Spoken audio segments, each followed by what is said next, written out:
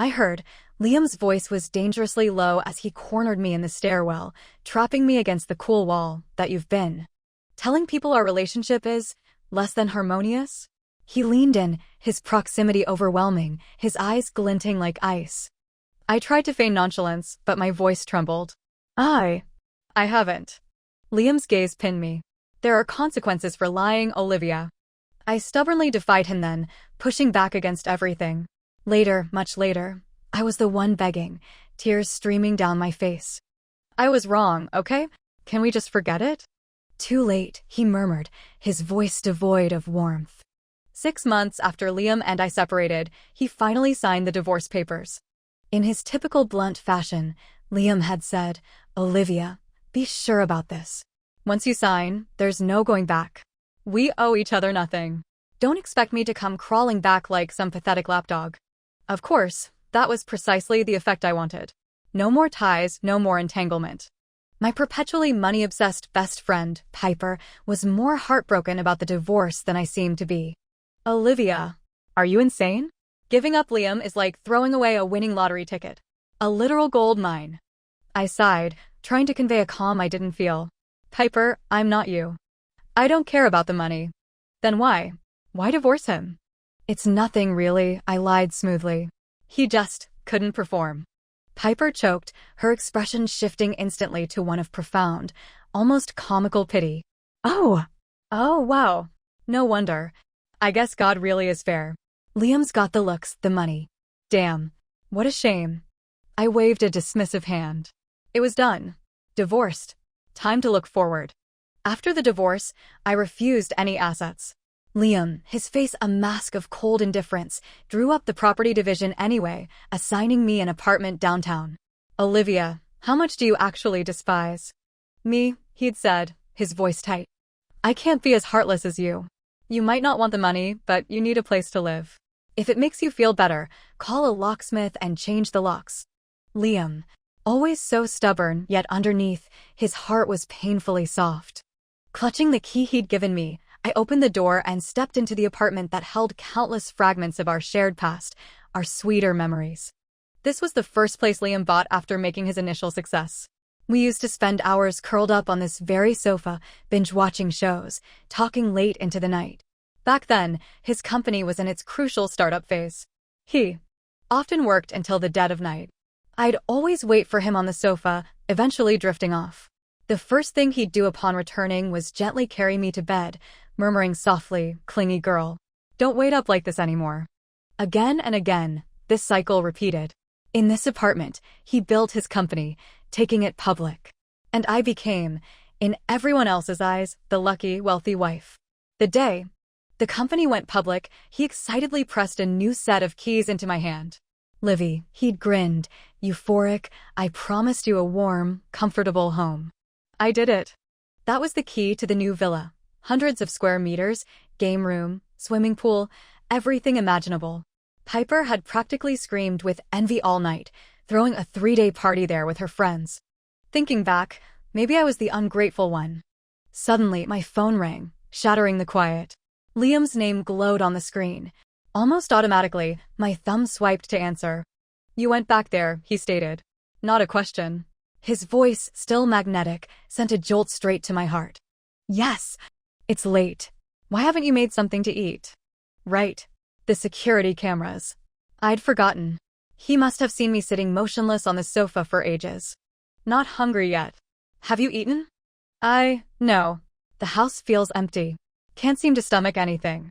"You should get out more," I suggested, trying to sound detached. Silence stretched for a few seconds, then he sighed heavily. "We were together for so long, Olivia. How can you act like none of it mattered?" My gaze drifted to the framed photos on the wall, us laughing, traveling, celebrating. A sharp sting hit the back of my nose. Knowing he could potentially see my reaction, I fought back the tears, forcing my voice to remain steady. "Come on, Liam. We're adults. Clean breaks are necessary."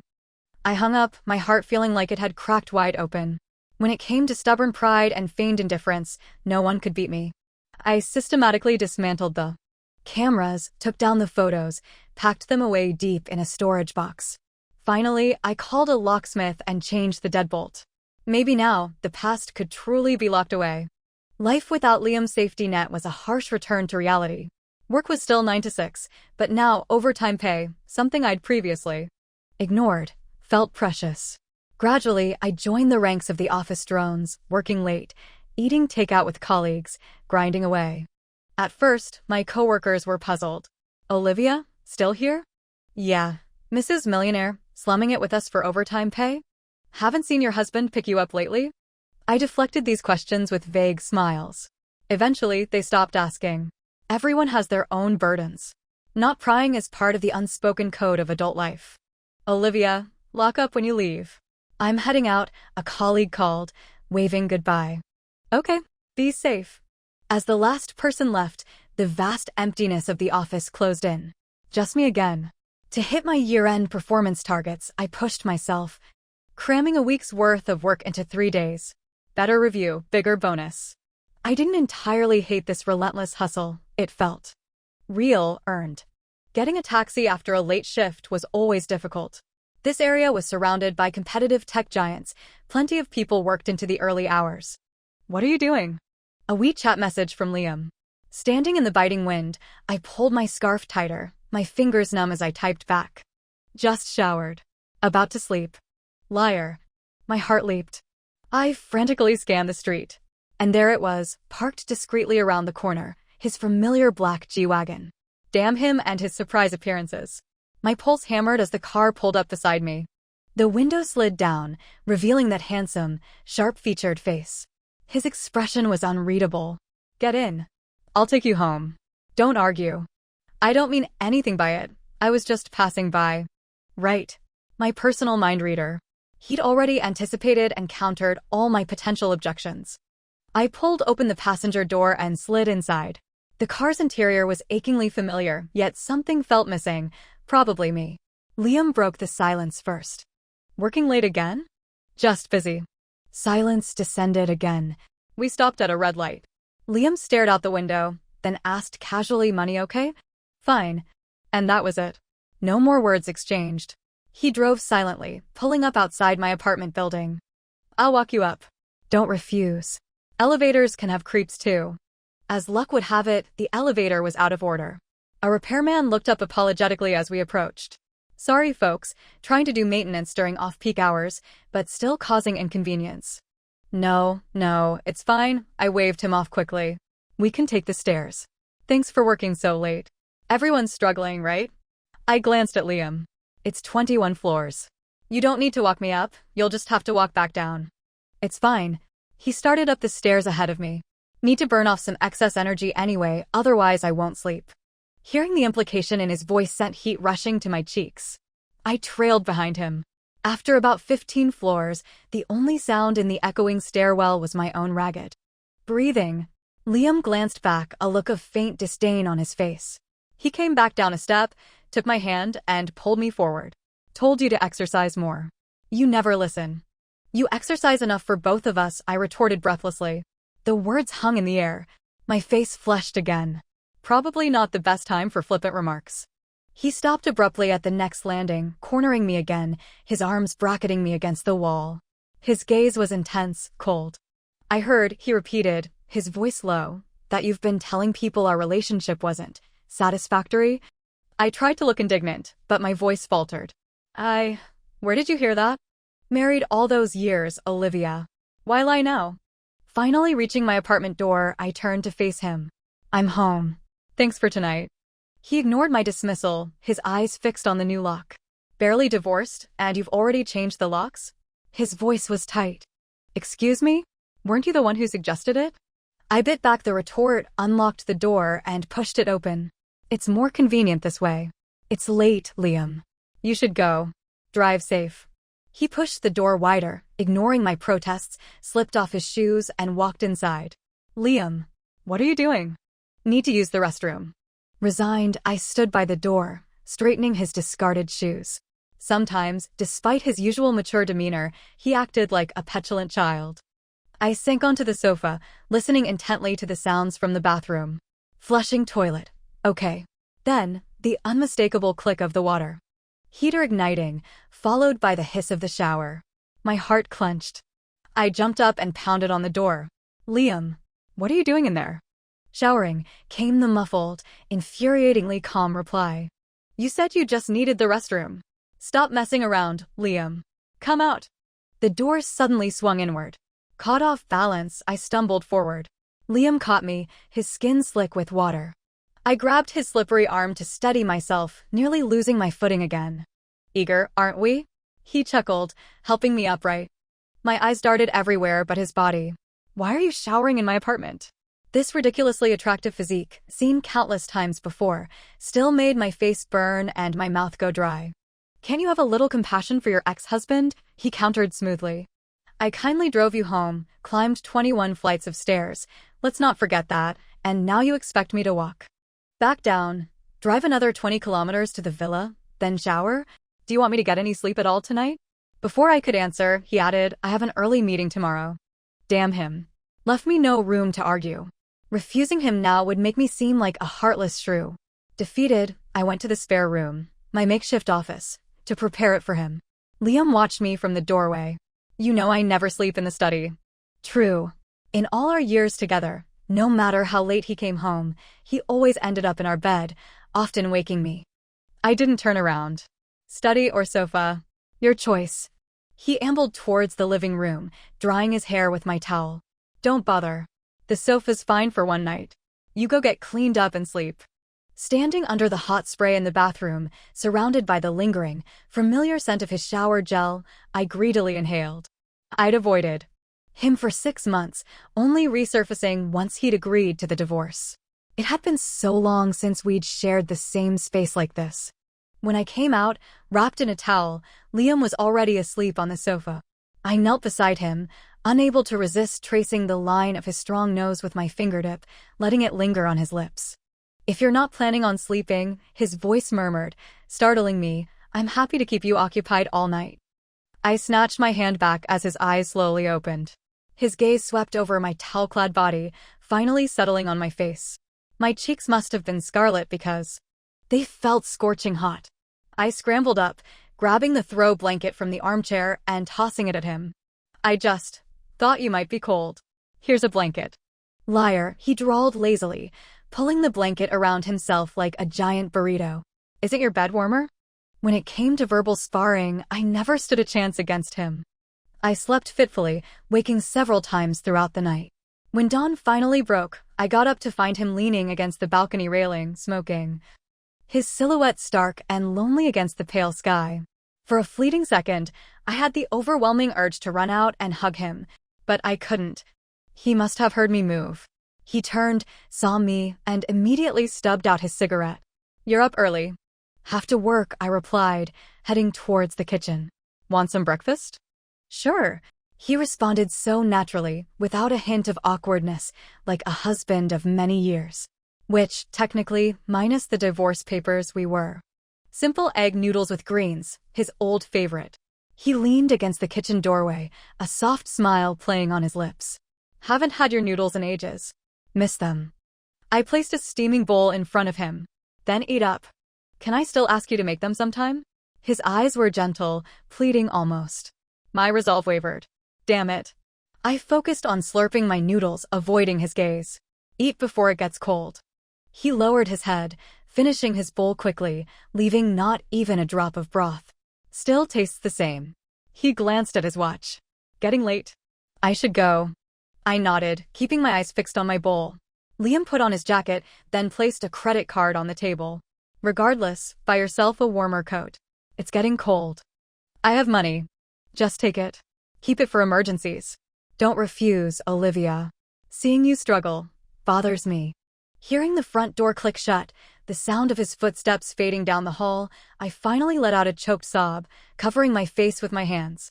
The following weekend was supposed to be dedicated to hibernation, but Piper kicked my door down bright and early. She yanked open all the curtains then. Physically dragged me out of bed. Enough moping. We're going out. Time to feast your eyes on some hot young bods. Wipe that gloomy look off your face. I yawned, utterly uninterested. I knew she meant well, trying to distract me from post-divorce blues, get me meeting new people. After much protesting, I finally washed up and threw on a comfy hoodie. Piper rolled her eyes dramatically. Can you please ditch the hoodies? I swear, between those and your collection of plain, boring shirts, my eyes are starting to hurt. She rummaged through my sparse closet, frowning. Is this seriously all you took when you left, Liam? What happened to all the designer stuff he bought you? Closet's too small. Besides, where would I even wear that stuff now? Piper threw her hands up in exasperation. Are you kidding me? Sell it. Consignment. Even discounted, that stuff is worth a fortune. Too much hassle, I mumbled. I swear, Olivia. Come on. We're buying you something decent to wear out. Being dragged shopping by Piper brought back memories of similar trips with Liam. I remembered sitting on plush couches in expensive boutiques, watching other husbands looking bored or impatient while their wives tried things on. Liam was never like that. He'd browse with me, pick things out, hand them over, try this, then wait patiently outside the fitting room. When I emerged, he'd make me twirl, assessing the fit with serious concentration that was somehow incredibly endearing. Earth to Olivia. Try this on. Piper shoved a dress into my hands, a style I'd never dare choose myself. A black, spaghetti strap mini dress with a cinched waist. Cute, flirty, undeniably sexy. It looked surprisingly good, but wasn't it too cold? My eyes drifted towards a rack of puffer jackets, Liam's voice echoing in my head about buying a warm coat. He always prioritized warmth and practicality over fashion. Piper intercepted my gaze. Forget those hideous marshmallow coats. Wear the dress. Layer it with a long wool coat. Just as warm and infinitely better looking. After buying the outfit and the coat, Piper insisted I wear it immediately. She'd apparently made plans to meet some new friends at a bar. The noisy, crowded bar immediately gave me a headache. Piper towed me through the throng towards a reserved booth. A circle of astonishingly handsome young men occupied it. I froze. Piper flashed them a signal. They all stood up in unison, beaming at me. Hi, Olivia. I gaped. Piper laughed, pulling me down onto the plush seat. Don't just stand there gawking, she hissed in my ear. Plenty of eye candy to take your mind off things, right? Satisfied? Was she crazy? I tried to stand up, but she held me down firmly. Just relax and have fun, she whispered fiercely. You're divorced now. Live a little. Olivia, have some snacks first, one of the guys offered, holding out a plate. He had elegant, pale hands, an impeccable smile, and a charming dimple on his left cheek. Okay, thanks. I took a snowflake pastry. Another guy immediately offered me a drink. Eating snacks must make you thirsty, Olivia. Have a drink. The dimpled one poured me a glass of orange juice. Alcohol isn't good for you, Olivia. This one tastes just like juice, low alcohol content. Yet another chimed in, pushing a colorful cocktail towards me. Were they working on commission? Feeling overwhelmed, I took a sip of the cocktail, then a sip of the orange juice, trying to appease everyone. Dimple Boy chuckled. You're the most interesting woman I've met, Olivia. My name's Ethan, by the way. Olivia, I replied automatically.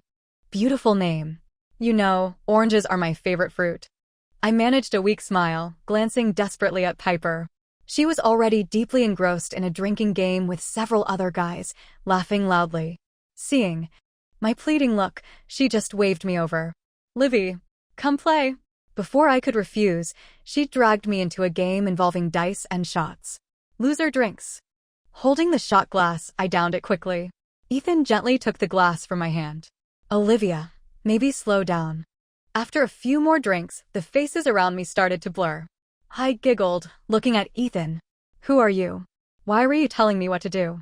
Seeing me sway, Ethan moved to support me. Olivia, I think you're drunk. Let me help you sit down. No. I pushed him away clumsily, pointing a finger at him. Don't you dare touch me. Liam wouldn't like it.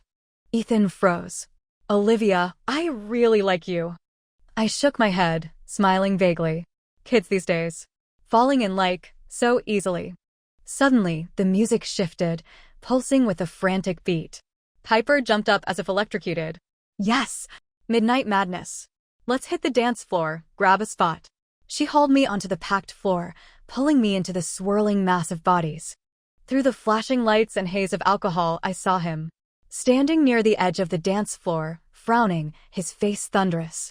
Oh no! My drunkenness evaporated instantly. Liam. He started moving through the crowd towards me. My first instinct, flee. I turned to run but bumped straight into Ethan, who quickly steadied me, pulling me protectively against him. Careful, Olivia. Too late. An iron grip seized my arm from behind, pulling me stumbling backward into Liam's hard chest. Olivia, his voice was dangerously quiet, do you have any idea what you're doing? Liam? Piper stuttered, appearing beside us, looking guilty. What are you doing here? Liam ignored her, pulling me relentlessly through the throng towards the exit. His grip was bruising. He didn't look back. Piper trailed behind us like a scolded puppy, stopping uncertainly at the bar entrance. Piper, Liam finally turned on her, his voice tight with fury. How many times have I told you not to bring Olivia to places like this? Liam angry was a rare but terrifying sight. Piper, usually fearless, visibly flinched. But then her own anger flared. You're divorced. You can't control how we have fun. Good for you, Pipes. I thought fleetingly, impressed by her courage. Then I saw Liam's face darken even further. Oh no. Liam, I quickly intervened. It was my idea to come. You, be quiet, he snapped. I immediately shut my mouth. He'd never spoken to me like that before. Liam, if you can't make Olivia happy, then stop being so damn possessive. Piper fired back. Oh God, Piper, I appreciate the defense, but now is really not the time to add fuel to the fire. Liam let out a cold, humorless laugh, looking straight at Piper. If I can't make her happy, who can? I had a horrible feeling Piper was about to blurt out my stupid lie about his performance. I quickly clamped my hand over her mouth. Piper, stop. Liam yanked me away, practically shoving me into his car. He turned back to Piper. I'll give you a ride home too. It's late. Not safe for you to be out alone. Piper's anger seemed to deflate. She got into the back seat and immediately started chattering nervously. Liam, honestly, you're a good guy, really. It's just, sigh. Never mind. You've got your own problems. Liam shot me a look over the seat. I quickly looked down at my lap. Piper, please, for the love of God, shut up. After dropping Piper off, the silence in the car was deafening. Liam drove without a word. As I realized we were heading towards the villa, my stomach clenched. Where are we going? Home. I wanted to refuse, to demand he take me back to my apartment. But one look at his set jaw and the simmering fury in his eyes, and I opted for self-preservation. Silence. He parked in the underground garage, came around, pulled open my door, and hauled me out, marching me silently towards the house. Our house. Nothing had changed. Even the ridiculously ugly cacti I'd planted in the courtyard were still there, stubbornly thriving. Ugh, the welcome mat was still the Winnie the Pooh one I'd bought. He used to call it childish. Why hadn't he replaced it? And my slippers, still sitting neatly by the door where I'd left them months ago. Liam kicked off his shoes, tossed his jacket onto the sofa, loosened his tie, and turned to me. Come in. I trailed after him numbly, feeling like a child caught misbehaving. It's freezing out, his eyes swept over me, lingering on the outfit Piper had insisted on. The long wool coat hid the short dress, but the sheer black stockings were clearly visible. And you're wearing that. Honestly, it was cold. But pride forced a retort. I have freedom of choice in my clothes, don't I? Stop being so controlling. Still talking back? His voice was low, dangerous. Have you forgotten how delicate your health can be? Your period is due in 3 days. Are you planning on writhing in pain again? Damn him for remembering. I mumbled under my breath, none of your business. His eyes narrowed. Warning bells clanged in my head. The next second, he scooped me up, tossed me onto the sofa, and before I could react, his mouth was on mine, hot, demanding, possessive, stealing my breath. I struggled, pushing against his chest. You're crazy. Yes, I am. His eyes burned with a mixture of pain and fury. When Marcus sent me those photos of you in the bar, surrounded by those guys. Yeah, I lost my damn mind. I'm sorry, I whispered, wanting to explain, wanting to soothe the raw pain I saw in his face. It wasn't like that. But I couldn't. I forced myself to meet his gaze, plastering on a brittle smile. Liam, I said, the words feeling like shards of glass in my throat, we're divorced. I don't believe you don't feel anything for me anymore. He ran a hand distractedly through his hair, his eyes red-rimmed. He reached for me again, pulling me into a hug. I don't love you anymore, Liam. I forced the words out, each syllable tearing at my own heart. It's over. Seeing the light drain from his eyes felt like falling into an abyss. He was silent for a long time, just holding me. Finally, he released me, his voice flat. You're drunk. Go to sleep. Later, retrieving clothes from the closet, I saw that everything was exactly as I'd left it. My clothes hung neatly, untouched by dust. This was still our bedroom, our bed, holding countless memories. Breathing in the lingering scent of him on the pillows, I fell into a deep, troubled sleep. I slipped out before dawn, unwilling to face the awkwardness after last night's messy emotions. Finding a window seat on the early bus, I switched on my phone. Dozens of missed calls, all from my father. And several WeChat messages. Honey, the housekeeper said you moved into the downtown apartment? Did you and Liam fight? Why aren't you answering your phone? What's the meaning of this? Trying to cut off my allowance? A wave of weariness washed over me. I silenced the phone, choosing to ignore it. But sometimes, ignoring problems doesn't make them disappear. When I arrived back at my apartment building, my father was sitting slumped on the steps outside. My heart sank. Seeing me, he scrambled up, forcing a wide smile. There you are. Where were you last night? I called and called. I took a deep breath, fumbling for my keys. What are you doing here again? Just came for my living expenses, he said casually, following me inside, tracking dirt on the clean floor with his shoes. Take off your shoes. I snapped, handing him guest slippers. He scoffed, swapping footwear. Getting fancy, are we? Married a rich guy and forgot where you came from. I inhaled slowly, counting to 10. I'll transfer the money in a couple of days. No money? Ask Liam. He's loaded. Don't mention Liam to me. The control snapped. I started shaking, tears blurring my vision. What? Son-in-law supporting his father-in-law, isn't that normal? He seemed unfazed by my distress, settling onto the sofa and grabbing an apple from the fruit bowl. We're divorced, Dad. Divorced? Divorced? Don't lie to me. That boy is crazy about you. You think I can't see that? Feeling myself unraveling, I ran to my room, grabbed the divorce certificate, and threw it down in front of him. Here's the proof. Even love runs out when faced with a bottomless pit like you. My father froze, the half-eaten apple dropping from his hand. He picked up the certificate, flipped it open, read it. Then he lunged, kicking me hard in the thigh. You stupid girl. You messed it up. Pain shot at my leg, but fury eclipsed it. Can't you just stop gambling? I screamed back. My father was a hopeless gambling addict. Liam knew this before we got married. He knew my father was both the source of my deepest love and my deepest pain. When I was 7, diagnosed with leukemia. My father donated his bone marrow, selling our only home to cover the medical bills. He gave me life twice. So, no matter how much of a mess he became later, I couldn't completely cut him off. I'd rejected Liam's proposals many times because of this, trying to protect him. But he persisted, choosing me without hesitation. I never anticipated how my own inability to sever ties would drag him down too. My father was beyond saving. Liam, burdened by a heavy sense of responsibility and surprisingly indifferent to money itself, believed paying off debts was better than constant conflict. He often comforted me. It's okay, Livy. Money can be earned again. You only have one father. But my father's addiction was a black hole. The entire dowry Liam gave me vanished into his pockets. And he always wanted more. The final straw came when he demanded 5 million yuan. When I refused, he threatened to cause a scene. At Liam's company. At that moment, broken and exhausted, only one thought consumed me: divorce. I knew how hard Liam had worked, how much his success meant. I couldn't bear watching his hard-earned wealth disappear into that abyss. I couldn't let my father destroy him. The thought alone was agonizing. Severing our legal connection was the only way to stop my father from uttering his favorite refrain: Liam's rich. He should support me. I gave him my precious daughter. I was so tired of hearing it.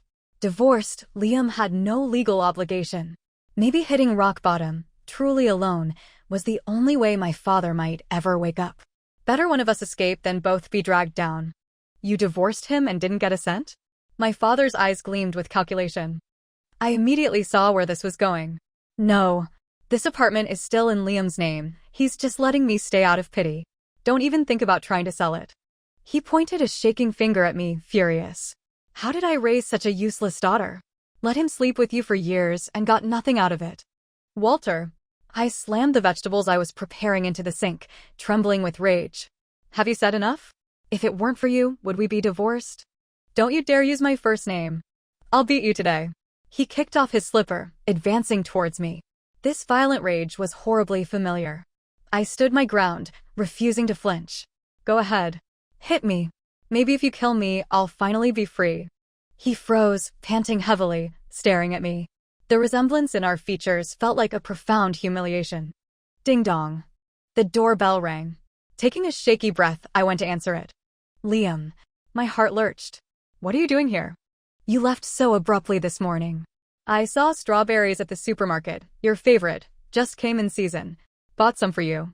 He held up several large punnets. My eyes stung. Go away, Liam. Don't bring things here anymore. But, too late. Liam. Why stand outside? Come in, come in. My father beamed, instantly welcoming. Dad, Liam greeted him, clearly surprised to find him here. Dad, Liam has work to do. Don't keep him. I tried to push Liam back towards the door. Just go. I don't have anything urgent today. Came to see you, Liam insisted gently, allowing my father to pull him inside. You two kids, my father fawned. Why get divorced? I know you still care about Olivia. Liam, I interrupted desperately. There are still some green beans in the fridge. Can you help me snap them? Anything to get my father away. From him. He was shameless, and Liam never hid his feelings for me well. If this continued, my entire reason for the divorce would be meaningless. Liam nodded, retrieving the beans and joining me in the kitchen, obediently snapping them beside me. Like this? He asked, holding up a perfectly snapped bean like a child seeking praise. Yes, fine. Whatever. He smiled faintly, continuing his task. Marcus gave me 2 tickets to the symphony. Not interested. I cut him off flatly. His hand stilled for a second, then resumed. I remember you used to love going. I don't anymore. People change. I haven't. Liam gently took my hand, turning me to face him. Can you look me in the eye, Olivia? I don't believe you feel nothing for me. I forced myself to meet his intense gaze. Believe what you want. Just stop deluding yourself. I pulled my hand away and carried the prepped vegetables out. Dinner was agonizing. My father fawned over Liam, constantly piling food onto his plate. So, Liam, how's the company doing? Everything okay? Yes, Dad. Things are fine. Amazing, really, with the pandemic and everything, your company thriving, must be tough. What kind of year-end bonuses are you looking at? Dad. I slammed my chopsticks down. Stop asking. It's none of your business. My father raised his chopsticks threateningly. Since when do you tell me what to do? Dad. Liam intervened, catching his arm, then shooting me a warning glance. We're finished eating. Let's clear the table. Fuming, I carried the dishes into the kitchen. The injustice of it all burned. When I returned, my father was beaming at Liam. I always knew you were destined to be my son-in-law. I sighed internally. Just then, Liam's phone rang. Probably work. After a brief conversation, he looked at me apologetically. Something came up at the office. I have to go. Sorry. I'll come see you again soon. Don't bother, I said tiredly. Unless you have a reason. He looked down at me, sighed, and seemed about to say something more, but the elevator arrived. Go, I urged. Don't be late. The doors slid shut. I quickly turned back to my apartment, unable to meet his lingering gaze. My father was sprawled on the sofa, watching TV, sunflower seed shells littering the floor around him. A sharp pain pulsed behind my eyes. Grabbing the vacuum cleaner, I noticed the bank card on the coffee table. My heart sank. Did you ask Liam for money? My father glanced at me dismissively. Son-in-law helping out his father-in-law. What's the big deal? My chest tightened. I felt like I couldn't breathe. Do I have to die? I whispered, despair washing over me, before you finally stop? My father took Liam's money and left. I didn't know how much Liam gave him, nor how long it would last before he came crawling back. Piper, noticing my low spirits, dragged me out for coffee and pastries at our old favorite spot. Trying not to waste the weekend, I brought my laptop to catch up on work. Honestly, Olivia, you're becoming such a workaholic, Piper complained. It's the weekend. We're supposed to be relaxing and you're working. I stared at the screen. Unlike you, Miss Starstreamer, I don't earn a fortune with every broadcast. TCH. I told you to co-host with me, but you're too shy. Just as I was about to retort, Piper's phone rang. She held up a finger. Hello? Oh, it's you. What's up? Yeah, sure. Come on over. She hung up, grinning mysteriously. Well. Divorce hasn't dimmed your charms, apparently. What are you talking about? I eyed her suspiciously. Nothing. You'll see. Preoccupied with an urgent client email, I didn't press further. A short while later, finishing my work, I stretched luxuriously. Looking up, I saw a handsome, smiling face leaning over our table. Olivia. I quickly snapped my yawning mouth shut. Ethan? What are you doing here? I shot Piper a glare. She just looked smugly entertained. You remember me? Ethan beamed, sliding into the chair beside me, his gaze open and admiring. I kicked Piper under the table. Ow, she yelped. What was that for? Honestly, with friends like these. Ethan chuckled, leaning closer to peek at my screen. Working hard, Olivia? I snapped the laptop shut awkwardly. Did you need something? Not really. Just wanted to see if you wanted to go clubbing later. Remembering Liam's thunderous expression, I quickly refused. Oh, no thanks. That's not really my scene. Then what do you like to do for fun? Piper finally jumped in laughing. Ethan, give it up. Olivia just got divorced. She's not in the mood for dating. Finally, Piper, thank you. I know, Ethan replied earnestly, looking directly at me. I can wait. He smiled, revealing small, white canine teeth and those charming dimples. Seeing my hesitation, he held out his phone. Can I at least get your WeChat? I waved my hands dismissively. Oh, no, really, I barely use it. Don't worry, Olivia, he persisted gently. I won't bother you. Just want to be friends. No pressure. His sincere gaze was hard to resist. Never good at saying no, I reluctantly pulled out my phone and exchanged contacts, a knot of unease tightening in my stomach. If Liam found out. I pushed the thought away. Stop it, Olivia. You're divorced. Why are you still thinking about him? Piper, through sheer force of will and endless hours of live streaming, had bought an apartment in the building next to mine. She insisted I come over for a housewarming sleepover. It was nice having her close by, a mutual support system. After showering, lying in her spare bed, I turned to face her. Seriously, Piper, why did you invite Ethan? Now what am I supposed to do? I showed her the message notification on my phone. Ethan, Olivia, are you asleep yet? Piper shrugged nonchalantly. Just chat with him. You're both single. Doesn't mean you have to date him. I just want you to distract yourself. Look how much weight you've lost since the divorce. I don't want to chat, I mumbled, switching off my phone and burying my face in the pillow. Hey, seriously though, Piper nudged me, besides the performance issue. Liam really is perfect, isn't he? Have you guys ever tried, toys or something?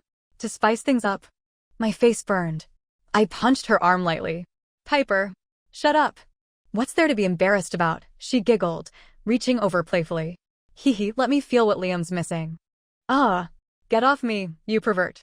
Despite the teasing, I was grateful for Piper.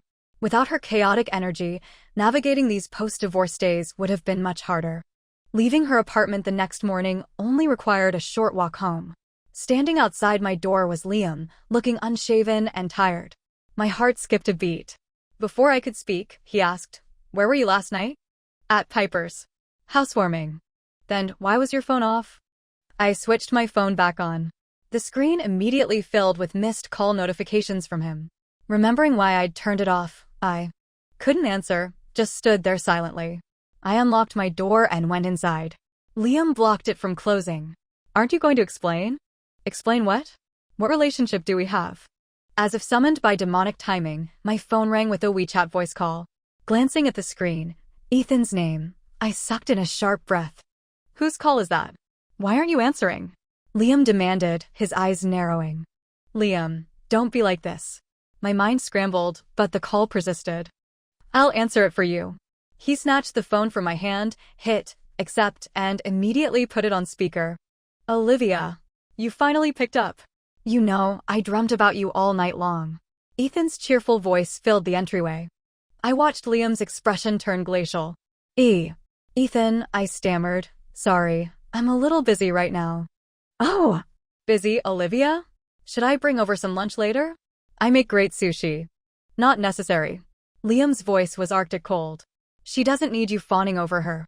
He ended the call abruptly, right in front of me. Ethan, Olivia? He practically spat the names. A cold sneer touched his lips. Since when are you into younger guys? He advanced slowly, backing me further into the apartment, the door clicking shut behind him. He unbuttoned the top 2 buttons of his shirt, revealing the hard planes of his chest, pinning me against the wall. Isn't my type what you prefer? That familiar, potent phenomenal onslaught hit me full force. My legs went weak. Liam, don't. No, you don't, Olivia. His voice was raw, ragged. I can't take this anymore. His eyes were bloodshot as his strong hands cupped my face, thumbs gently tracing the paths of tears I hadn't realized were falling. Looking into his eyes, the world tilted. The next second, his mouth was on mine again, consuming, demanding, leaving me breathless and clinging to him like driftwood in a storm. The intensity of our movements dislodged a picture frame from the wall. It crashed to the floor, the sound of shattering glass momentarily breaking the spell. I pushed him away, gasping for air. We can't do this. The fire hadn't left Liam's eyes, but his gaze softened as he looked at me. Stop lying to yourself, Livy. I can feel it. You still want me. Panic seized me. All my efforts, all the pain, couldn't end like this. No. Stop deluding yourself. It's just physical reaction. It has nothing to do with you. The words were deliberately cruel, designed to wound, to sever the connection finally. Saying them felt like tearing out my own heart. The raw pain reflected in his red-rimmed eyes would haunt my dreams for a long time. Year-end approached, bringing a frenzy of project deadlines. Work became increasingly demanding, overtime hours piling up. But the effort paid off. I received a performance rating and a substantial bonus. It felt good, validating the hard work. Leaving the office at 9 p.m. wasn't too late. I could still catch the last bus. Downstairs, habit made me glance towards the street corner, where his car used to wait. What am I even hoping for? He wouldn't be there again. It was better this way, letting him go completely. Olivia. Ethan's sudden appearance startled me. He jogged over, holding out a steaming cup. Waited for you. Got you some milk tea to warm you up. Oh, no thank you, Ethan. I don't drink milk tea. He blinked, then scratched his head sheepishly. Oh, right. What do you like then? I can go buy something else. No, really, Ethan. It's okay. I looked up at him, knowing I couldn't delay this any longer. Please don't waste your time on me. It's not going to happen between us. Why not? He frowned. Is it because of that guy who dragged you out of the bar? Before I could answer, he stepped closer, gripping my shoulders gently but firmly, his gaze serious. I know you divorced him, Olivia. That means you didn't love him. If you give me a chance, let me take care of you for the rest of your life. No, Ethan, it's not about him. Even without him, I wouldn't be with you. His face fell, his mouth tightening. The bus pulled up to the stop. I'm sorry, Ethan. My bus is here, I said quickly, escaping onto the crowded vehicle. Hanging onto a strap, swaying with the motion of the last bus, I felt utterly drained. My phone rang. Sighing, I dug it out of my bag. Hello? Livy? It's Marcus. Liam's childhood friend. We weren't close. Why was he calling me? Marcus? What's wrong? Livy, look, I know it's none of my business, but I couldn't just stand by. Liam's sick. Really sick. Burning up. Refusing to go to the hospital. Won't listen to anyone. Can you please go check on him? Please? I'm begging you. My blood ran cold. Hanging up, my mind went blank except for panic. Driver. I yelled towards the front. I need to get off. Stop the bus. Can't stop here, miss. Next stop. At the next stop, the doors barely opened before I bolted out. Standing on the dark, deserted street, fear momentarily forgotten, I frantically waved down the first passing taxi. Arriving back at our villa, I found Marcus pacing anxiously in the driveway, smoking. He stubbed out his cigarette as I approached. Livy, you came. I nodded grimly. Where is he? Took some medicine finally. Asleep now. Thanks for calling me, Marcus. Don't mention it. Known Liam 20-odd years. He's like a brother. Livy. He hesitated. Don't mind me saying this, but Liam really loves you. And I don't believe you don't still love him. Otherwise, you wouldn't have rushed over here like this. Can't you two just figure things out? I bit my lip, struggling for composure. Thanks for telling me, Marcus. He gestured towards the house. Go on. He's all yours. Holding my breath, I crept into the bedroom. Liam was asleep, clutching my old Winnie the Pooh teddy bear, his brow furrowed even in sleep. I touched his forehead, burning hot. He needed a hospital. My movement, or perhaps his restless sleep, woke him. He blinked, surprise flickering in his eyes when he saw me, quickly replaced by stubborn pride. He pushed me away weakly. Who let you in? You have a high fever. We have to go to the hospital. Now. You're not my wife anymore. You can't tell me what to do. He turned away, then noticed the teddy bear in his arms, flushing slightly. He tossed it aside. Wasn't holding your stupid bear. Just grabbed something in my sleep. I knew better. When he was sick, truly vulnerable, he always sought familiarity, comfort. I picked up the bear and tucked it back beside him. Stop being childish. We're going to the hospital. Let me just die here then, he muttered petulantly. No one cares anyway. Sick Liam reverted to peak toddler behavior. Fine, I said, turning towards the door. Guess there's no point in me being here then. Goodbye. It worked. Wait. Come back, he called out hoarsely. He struggled to sit up, the duvet slipping down, revealing the lean muscles of his abdomen. I forced my eyes away, feeling my cheeks heat up. You, he accused weakly, are the most heartless ex-wife ever. Fine. Hospital. Help me get dressed. Can't you dress yourself? No strength. Sighing, I went to the closet, pulled out a shirt and helped him into it, fumbling with the buttons. His skin felt fever hot, the proximity making my head spin. If you want to look, just look, he murmured, his voice rough. If you want to touch, go ahead. Didn't say you couldn't. He leaned his head against mine, reaching up to gently stroke my cheek. Caught red-handed or red-minded, I pushed him back lightly, flustered. All right, stop talking nonsense. Let's go. Helping him into the passenger seat of his car, he looked at me uncertainly. Can you drive this? I gripped the steering wheel, taking a deep breath. Yes, I can. I stomped on the accelerator. It was past 2 a.m. by the time the foredrip finished. Liam slept soundly in the hospital bed, his hand gripping mine tightly. I gently eased my fingers free, stretched, and checked his forehead. Fever finally broken. My job here was done, right? Just then, my phone rang again. I quickly silenced it, stepping out into the quiet corridor to answer. Hello? Is this Walter Chu's daughter? A gruff, unfamiliar voice. I froze, glancing back at Liam sleeping peacefully. Yes. Who is this? Get 2 million ready and bring it to the Sunlight Casino in Macau to ransom your father. He owes us. Pay up, or he pays with his life. The line went dead. Panic seized me, cold and sharp. I dialed Piper, my hands shaking. Piper, it's an emergency. My dad, he's in trouble. Can you lend me some money? Piper sounded groggy. How much? When I told her, her voice shot up several octaves. 2 million. Livy, I just bought my apartment. I don't have that kind of cash liquid. Then what do I do? Tears streamed down my face. My father was a mess, but he was still my only family left. Tell Liam, Piper urged. Olivia, he won't stand by and do nothing. But, look, I have maybe $500,000 I can wire you right now. We'll figure out the rest. Olivia. Liam's voice called from the room. He was awake. I quickly ended the call, wiped my tears, and went back inside. You're awake. I have to go, something came up. I reached for my bag by the bed. Liam caught my wrist, his eyes searching my face. You were crying. No, just tired. You're hiding something from me. His gaze felt like it could see right through me. Years together made him the person who knew me best. His own phone rang then, saving me from his scrutiny. It's Piper, he said, looking at the screen, then put it on speaker. Yes? What is it? Liam. It's Olivia's dad. He's in trouble. Some casino is demanding 2 million ransom. I don't have that much. You're the only one I could think of. Did she call you? Hello? Liam? Are you listening? Liam held the phone to his mouth, his voice calm and steady. I know, Piper.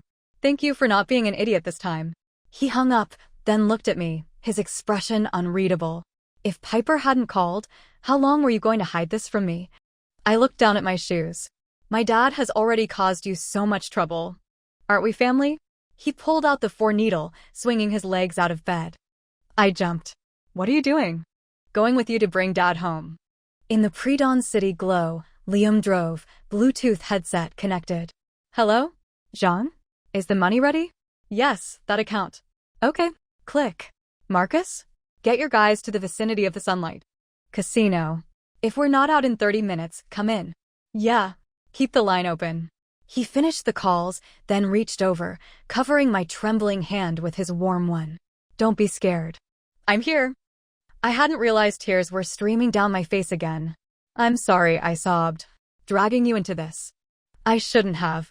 We're divorced. You don't have to. Stop talking nonsense, Livy. I'm doing this because I want to. He paused, then glanced at me sharply. Wait. You didn't divorce me because of your dad's gambling, did you? Liam, Don't say anything. I understand. He squeezed my hand tighter, a strangely comforting anchor in the storm of my fear. Outside the casino, a man, presumably Zhang, handed Liam a heavy briefcase. Liam exchanged a quick, nodded signal with Marcus, who lingered nearby with several tough-looking guys, then led me inside. I'd never been in a place like this, couldn't comprehend my father's obsession. The flashing lights, the mountains of chips, the scantily clad waitresses, it was an overwhelming assault on the senses, a temple built to greed and desire. Money was king here, excess was celebrated. No wonder people lost themselves, sacrificing everything. We were led to a private upstairs room. Men in black suits lined the walls, blocking the door after we entered. My breath caught. Liam whispered, "It's okay. Do you have the money?" A man with a thick beard, presumably the owner, Charlie, leaned over the railing, looking down at us. Liam opened the briefcase. Stacks of cash filled it. My stomach churned. "Where is he?" Charlie gestured. A side door opened. My father was slumped in a chair, bruised and bloodied, barely conscious. "Dad!" I screamed, lunging forward. Liam held me back, pushing the briefcase towards Charlie's men. "Here's the money. Let us take him."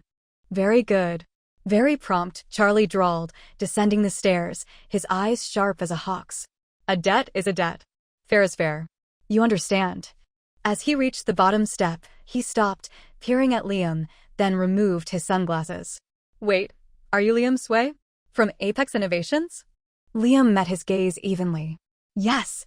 Charlie suddenly burst into loud laughter. Confused silence filled the room. Then he stepped forward, grabbing Liam's hand enthusiastically. "Mr. Sway, a pleasure. I'm Charlie. My company submitted a proposal to you last month. We want to purchase your new facial recognition lie detectors. Haven't heard back yet?" "The new models are still in the final testing phase," Liam replied smoothly. "Once approved, they'll be released commercially." "Ah, a true visionary." Charlie beamed. "You know how many cheats we get in here? Your technology would simplify things immensely." He lowered his voice slightly. "We can discuss the partnership later. I see your lovely wife is distressed. Best get her and her father home." He waved dismissively at his men, who untied my father. Charlie then pushed the briefcase back towards Liam. "Mr. Sway, consider this a down payment." Liam smiled faintly. "Business is business. A debt is a debt. It's paid." Charlie chuckled, accepting defeat gracefully. He turned to me. "Apologies for the distress, Mrs. Sway. Next time you wish to visit, just give me a call." I shook my head vehemently. No, thank you. I just hope you'll ban my father from ever setting foot in here again." Charlie paused, then roared with laughter. "Ha ha ha. Consider it done." Leaving the casino felt surreal. We took my father straight to the hospital. Sitting on the hard plastic chairs in the waiting area while he was being treated, the adrenaline finally subsided. I realized Liam was still holding my hand tightly. I tried gently to withdraw it. He held firm. "Are you still going to run away now?" I bit my lip, looking away. "Run from what?" His large hand gently cupped my cheek, his eyes soft. "It's my fault. Letting you carry so much alone." Tears welled up again. I shook my head quickly. "It's not your fault, Liam. As a husband, as a friend, you've always done more than enough. But I want to be your husband again." He turned, pulling me into his arms, his hand cradling the back of my head. "You have to believe I'm willing to face anything with you. Stop trying to shoulder everything yourself. When we got married, we became family. That doesn't just disappear." "Okay," I finally choked out, the word muffled against his chest. Then the dam broke completely, and I let myself sob freely in the safety of his embrace. "Am I interrupting?" Piper's hesitant voice broke the moment. I quickly hid my face deeper in Liam's shirt, trying to muffle my crying. You know you are, Liam grumbled without opening his eyes, tightening his hold on me protectively. Piper stifled a giggle, walking over. Hey, I just heard Uncle Walter was in the hospital. Thought maybe you guys needed help. I sniffled. Thanks, Pipes. Don't be silly. She sat down beside me, nudging me with her elbow, whispering, So? What's the situation? You too. Sure. I glanced up at Liam. He seemed to be dozing, eyes closed. Piper made a disappointed oh sound. Just then, the doctor emerged from the treatment room, looking relieved. Thankfully, my father's injuries were mostly superficial, though the ordeal had left him shaken and unusually quiet. Later, standing by his bedside, Liam leaned down. Dad, if you need anything, just let me know. You and Olivia, my father rasped, get remarried. Quickly. Piper beamed at me expectantly. Liam turned his intense gaze directly onto me. I focused on tucking my father's blanket tighter. Remarry? While you're still gambling. Don't mention that word. My father shuddered violently. Those casino thugs, they're not human. Nice as pie when you're spending, but owe them a little, and they threaten to cut off your fingers. He was genuinely terrified. While part of me felt pity, another part felt a grim satisfaction. Maybe only hitting absolute rock bottom could finally make him change. Liam, seeing my father recovering and genuinely chastened, signed him up for a seniors dance class. Apparently, it was filled with lively, fashionable ladies, and my father quickly became engrossed. Dad's situation is resolved, Liam said one evening, as I was hanging laundry on the balcony of my apartment. He'd smoothly maneuvered his way back into staying over. Shouldn't we talk about our situation now? What situation? I asked, pretending preoccupation with a clothespin. He came up behind me, wrapping his arms around my waist, his warm breath tickling my ear. What do you think? He tightened his embrace. When are we going back to the registry office? I suppressed a smile. Is the registry office your second home? How many times have you been now? This will be the last time, he murmured against my hair. Okay. Let me think about it. I finished hanging the clothes and walked back inside.